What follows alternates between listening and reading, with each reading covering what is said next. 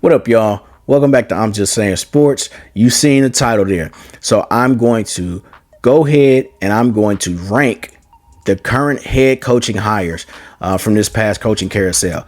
But before I get into it, be sure to like, comment, subscribe, tell your people to holler at me because I'm out here. All right, so I'm going to just get right into it, man. There was a bunch of vacancies and a bunch of hires, some kind of questionable. But a couple of them was real good, solid hires, man. So, let me go ahead and get into it, man. And I'm going to go from bottom to the top. I'm going to go from the worst, in my opinion, to the best hire, in my opinion. So let's get into it, man. Coming in at dead last, Dan Quinn and the Washington Commanders. It just seemed like this was a desperation hire. You had higher hopes when this new ownership group came in because they seemed energetic. They seemed like they wanted to change the way that the Commanders do things. They wanted to change the outlook and the perception on the organization. They were going to come in and hire a winner. And it doesn't look like they did that. It looks like Dan Quinn got hired because their top choices chose elsewhere or just removed themselves from consideration altogether. We saw Ben Johnson take his name out the hat. We saw Slowick take his name out the hat from the Texans. It just seems like Washington just didn't get their man, and it's the same old Commanders, even with new ownership. So somehow they got to wipe that stench off of them. But this hire was not it. It seems like Dan Quinn was their fourth, maybe fifth option, and it's just not. There's nothing that's gonna move the fans to be excited. You know, it's just kind of like blah. Okay, we saw Dan Quinn have a great defense in Dallas. It was pretty solid, but we saw him as a head coach in Atlanta, and he had that one great year where they went to the Super Bowl. But after that, they just got progressively worse, and he ended up getting fired. So I don't know if this is a great hire. I don't know what he's gonna do, but I think they should have got an offensive-minded head coach, especially having a top 3 pick, and they're probably going to pick a quarterback with a top 3 pick, and you got a defensive-minded head coach. And I'm not saying that it can't work, but I would prefer them to get one of the young up-and-coming guys, because we saw what Slowick was able to do with C.J. Stroud. My next pick, Mike Macdonald to the Seattle Seahawks. Now, Mike Macdonald did a great job with the Baltimore Ravens defense this past season. Couldn't get him to the mountaintop, but he did a great job. That defense was ranked number 1. They were scary. They were solid. The Seahawks don't have the personnel for that. And the Seahawks, the reason I rank this so low is because when you get rid of a coach like Pete Carroll, who's revered, who has a big stature, you got to kind of make a splash, and I don't think that they did that. I think that they brought just a younger Pete Carroll to the situation. I thought they were going to go in a different direction, but they didn't. I thought they were going to try to get somebody offensive minded, but they went and got another defensive coach, and I don't know how that's going to work because it just doesn't seem like the Seattle Seahawks have a true identity right now, and I don't know what their identity will be because I really don't know what Mike Macdonald's. I don't know what he is. Like, is he a tough guy? Is he a rah-rah guy? I don't really know. So I think he'll be a good coach, but it just doesn't excite me. Pause. And I don't know what to really expect. First time head coach, like I said, I thought it would be a bigger splash, but we'll see what happens there. The next one, Gerard Mayo. Now, it might seem a little low, but hear me out, right? It's low because there has not been a Bill Belichick disciple that has been a good head coach. Josh McDaniels, Matt Patricia, they weren't good head coaches. I'm not sure if Gerard Mayo can be a good coach. He seems like, just hearing him talk at the press conference, he seems like a great leader of men. Like, he seems like he can be a leader, and people are going to follow him, especially he has that cachet for being a former player. Even recently, he was, because he was a former player so recent, I think guys will still remember him and respect him. But if you, again, same thing with Pete Carroll. If you move on from a guy like Bill Belichick, you would think that they just want to go in a completely different direction, right? And that just didn't happen. They bought in Belichick disciple, and I don't know what to expect from this. Again, the New England Patriots have a top 5 draft pick. They're probably going to get a quarterback. Who's going to be like who's going to coach up the quarterback? Because obviously Mac Jones ain't it, but whoever they pick, you got a defensive head coach. And I'm not saying that that's going to be a failure, but you still want an offensive minded head coach, especially if you're going to be picking a young quarterback in the draft to save your franchise. So we'll see what Gerard Mayo is able to do out there in New England, but I'm rooting for him, but I just don't know, because the odds are it ain't going to be that good. Next up, we got Antonio Pierce to the Las Vegas Raiders. Now, this was a really good hire. I like the hire, not because of the X's and O's, but because Pierce grew up a Raiders fan. He understands the fan base. He understands the organization. He just understands what it means to be not an Oakland Raider, but just to be a Raider. They were the Oakland Raiders back in the day, but he grew up there. He's from the Bay. He loves the Raiders. Been a coach with the Raiders. The players buy into him. You saw Max Crosby say, hey, man, if you don't hire Pierce, I'm going to ask for a trade. You saw how they responded to him when he got named an interim head coach.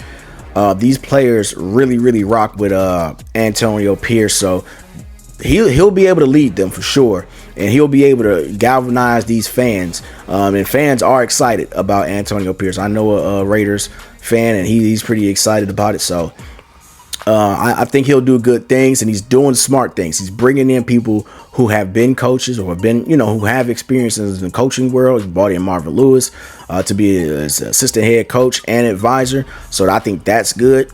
He's doing it the right way. So we'll see how this pans out. Obviously, they need to get a quarterback, but they're gonna have something good going on in the next couple of years. So hopefully they allow Antonio Pierce to figure this thing out. And just kind of be a Raider for as long as he can. Next up, I have Dave Canales for the Carolina Panthers. Now, I think this was a good move. It was a very quiet, low-key hire. He didn't have a lot of recognition. He didn't have a lot of hype surrounding him. However, Canales, the fact that he was able to turn Baker Mayfield and kind of save his career last year in Tampa Bay, or this year in Tampa Bay. He saved his career because this was the last opportunity for Baker to be a legitimate starting quarterback in the NFL.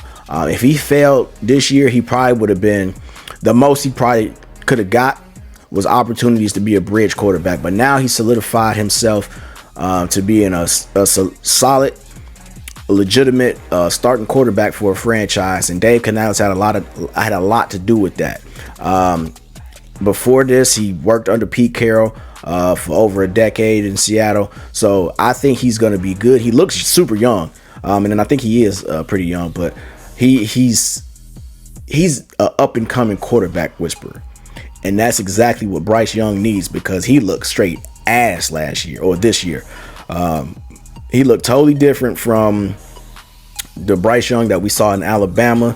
This kid looked like he was lost, like he had no idea what he was doing. I understand the NFL game is different, but his coaches, whoever he had coaching him last year or this year, failed him big time. So hopefully Canales can get in there, be a quarterback whisperer, bring some guys in to support Bryce Young, because that defense was a top 10 defense this year, but that offense was just they were just kind of they were embarrassing, to say the least. So hopefully this works out and Bryce Young doesn't end up being a bust, but they're on the right track with the hire Dave Canales, and they were super excited to introduce him. So I'm hoping this works out, but that was a great hire by the Panthers.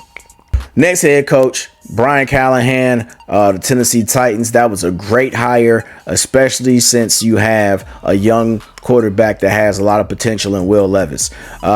I believe this is a great hire because, one, I like to see teams, when they replace one coach, go in the opposite direction.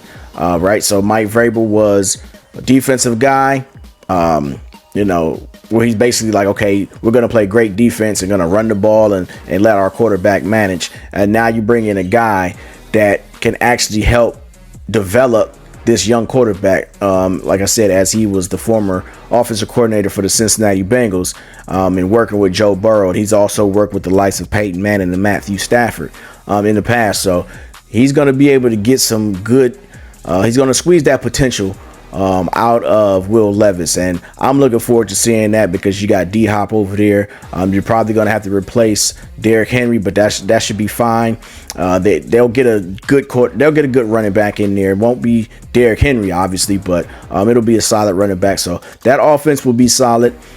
He's going to get a lot out of Will Levis, and I'm just looking forward to the Titans going back and actually competing in that AFC South. Next up, I got Raheem Morris to the Atlanta Falcons. Now, this one was a splash, and that's what you need to do. Raheem Morris knows the organization because he was a defense coordinator down there before. He knows the owner, Arthur Blank. He understands the organization. He understands the city. Players love him. Players that played under Raheem Morris love him. They speak very highly of him, and it's a real good thing when you get hired, even when the player is losing his positional coach or his coordinator, and he still goes publicly and supports them and congratulates them and wishes them the best on another opportunity. That speaks volumes to me. Because if I lose my coordinator and I want to keep him, I understand that this is a business and people want to progress in their careers. They don't want to just be a coordinator. They want to be a head coach. So for Jalen Ramsey to come out and show that support for Raheem Morris that he did when he got hired, I think that speaks volumes to Raheem Morris as a person. That speaks volumes to his character. That speaks volumes to his to his coaching style. So I think that's a great move. Obviously, they have to bring somebody in and try to get a quarterback or figure out that quarterback situation because Desmond Ridder and Heinicke weren't it. So maybe a guy like Kirk Cousins goes down there, but that's a later video. But if they can figure that out, I think that they'll be okay. I'm just be honest with you. If they can figure that quarterback situation out, I think Atlanta will be okay. This is going to excite the fans. This is going to excite the team, and they'll be ready to roll next year. Trust me. And last but not least, the best hire, in my opinion, none other than Jim Harbaugh to the Chargers. The Los Angeles Chargers have been nothing. They have meant nothing to the NFL since Phillip Rivers went on ahead and retired. Nobody cares about the Chargers. They have a fan base, but the fan base don't really show up. Brandon Staley was a bad pick. They dropped the ball on that one, but they fixed it, and they got Jim Harbaugh in here, who's going to, I'm talking about galvanize Chargers fans and galvanize that team, and they're going to be ready to go. I'm serious. They're going to be ready to go because his energy is what that team needs. I mean, you could tell this season they didn't care, man. They did not care, man. They just wasn't bought in. They had no energy. They looked lethargic, and they just didn't want. They just seemed like they didn't want to be there. They knew their coach didn't know what he was doing, and they just stopped believing in him. And I think that's the exact opposite with Jim Harbaugh, man. I mean, we've seen it, when he was in San Francisco, got him to the Super Bowl, didn't win, but got him to the Super Bowl. We saw it at Michigan, him winning that national championship this year.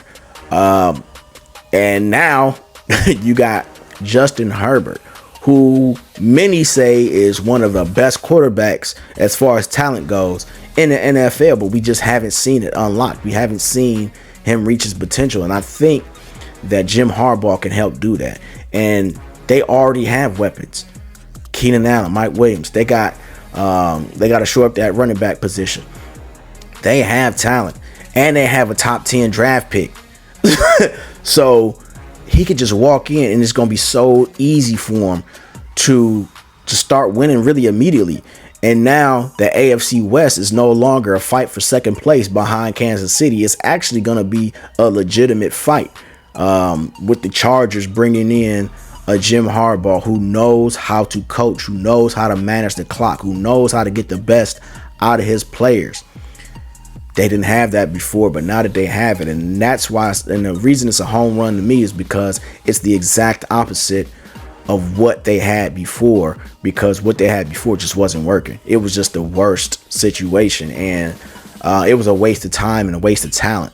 But now that you have a guy that has a proven track record of success, of energy, of just getting the most out of the team, getting the most out of the players, it's going to be something to see, man. It's going to be, in the next couple of years, I can definitely see them being the top of the top in that AFC West, overtaking Kansas City Chiefs, man. So I think it's going to be, I think that's the best hire that there was. I know a lot of people are talking about Bill Belichick and him not getting hired and Mike Vrabel not getting hired. However, I just think it's a shift towards younger coaches, obviously, and not so many retreads. And also, it got to be a right fit. And I think Jim Harbaugh was the right fit in this situation.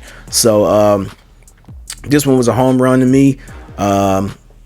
And I'm looking forward to the Chargers. That's a team I'm really looking forward to watching next season and for the next few seasons. But those that's my list. Those are my rankings for the head coaching hires for this coaching cycle. But let me know what you guys think in the comments. Again, be sure to like, comment, subscribe. Tell your people to holler at me because I'm out here. Peace.